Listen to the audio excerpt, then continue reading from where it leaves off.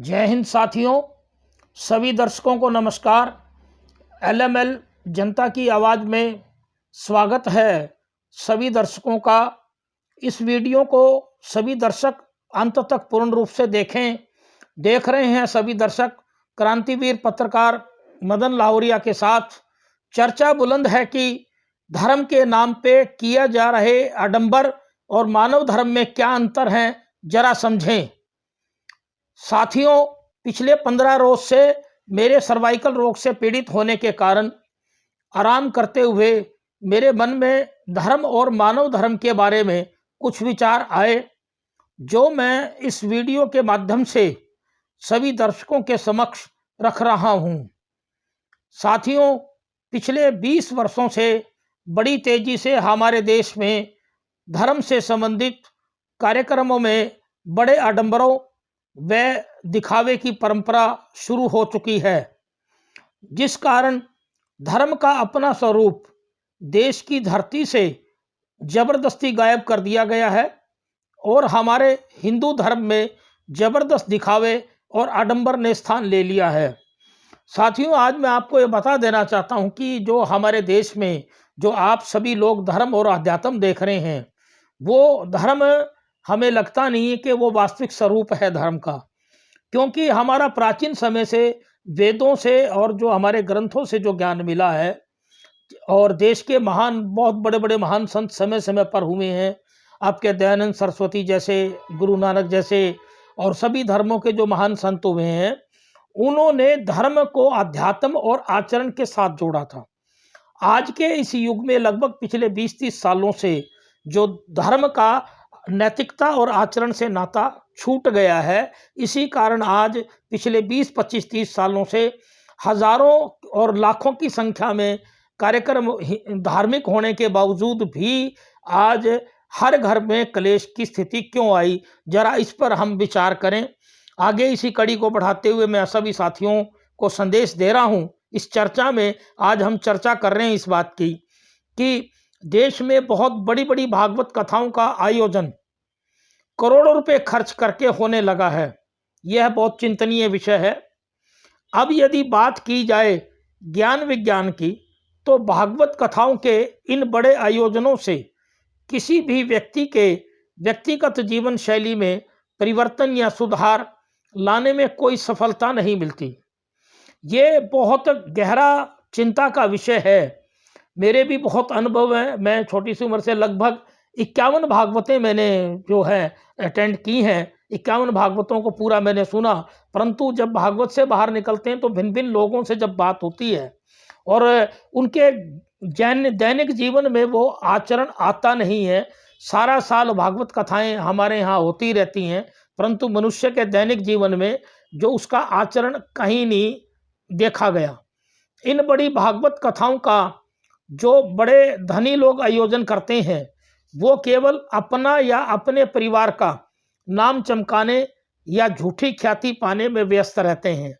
और जो लोग या जो महिलाएं इन भागवत कथाओं में आती हैं, वे भागवत कथाओं में कथा कम सुनती है, वे अपने घर के दुखड़ों को ज़्यादा रोती हैं और भागवत कथा से वापस घर जाकर फिर अपने गृहस्थ जीवन में क्लेश करती हैं और गृहस्थ जीवन में धर्म का आचरण नहीं करती। साथियों, यह बहुत बड़ा कटु सत्य है। इस वक्त भारत के हमारे धर्म अध्यात्म का बहुत एक गहरा पहलू है और इस पहलू पे सभी लोगों को, सभी गृहस्थियों को जो है चिंतन मनन करना चाहिए। आगे हम साथियों, हमारे पिछले 30 वर्षों के अनुभव के अनुसार बहुत से चौंकाने वाले तथ्य सामने चल करके आए हैं कि सैकड़ों भागवत कथाओं, राम कथाओं व अन्य सभी प्रकार के धार्मिक जागरणों में धुआंधार पैसा खर्चने वाले लोगों के यदि व्यक्तिगत जीवन शैली को देखा जाए, तो इस देश के आम आदमी को उन तथाकथित धर्म के ठेकेदारों से जबरदस्त घृणा हो जाएगी।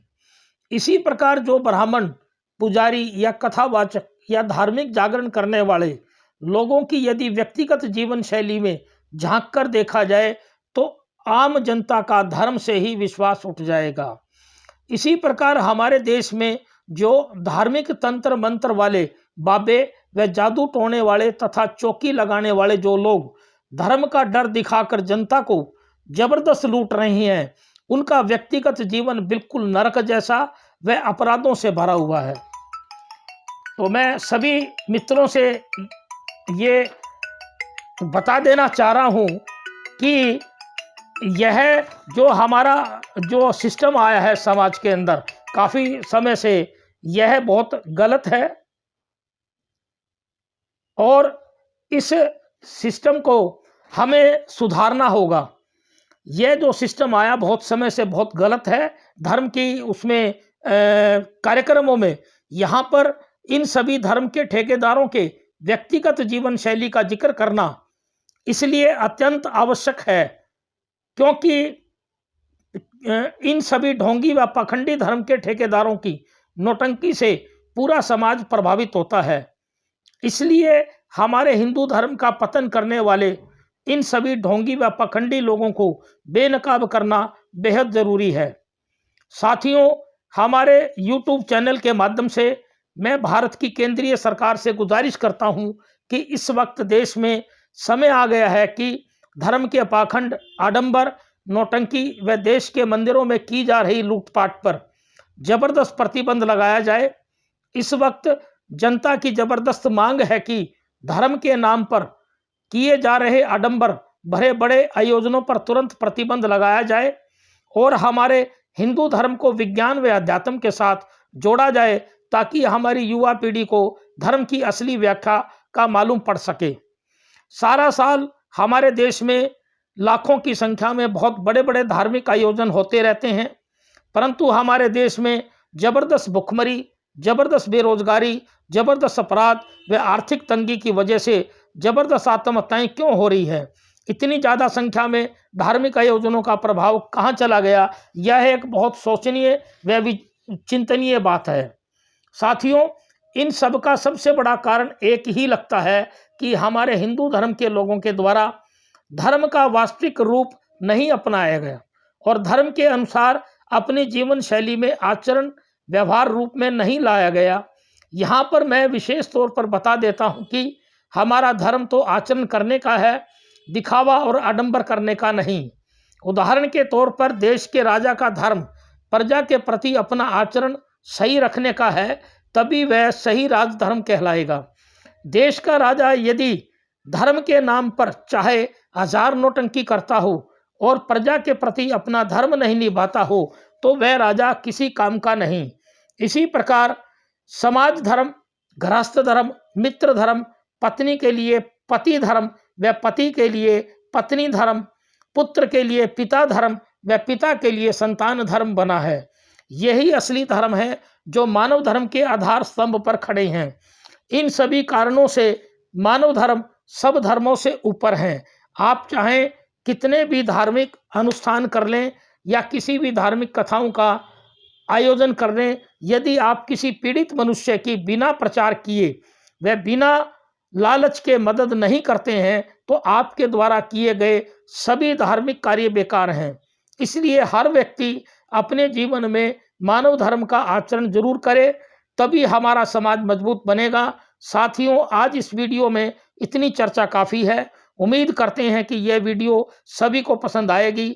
अगली वीडियो के इंतजार में रहें हमारे सभी दर्शक। जय हिंद, वंदे मातरम। जय हिंद।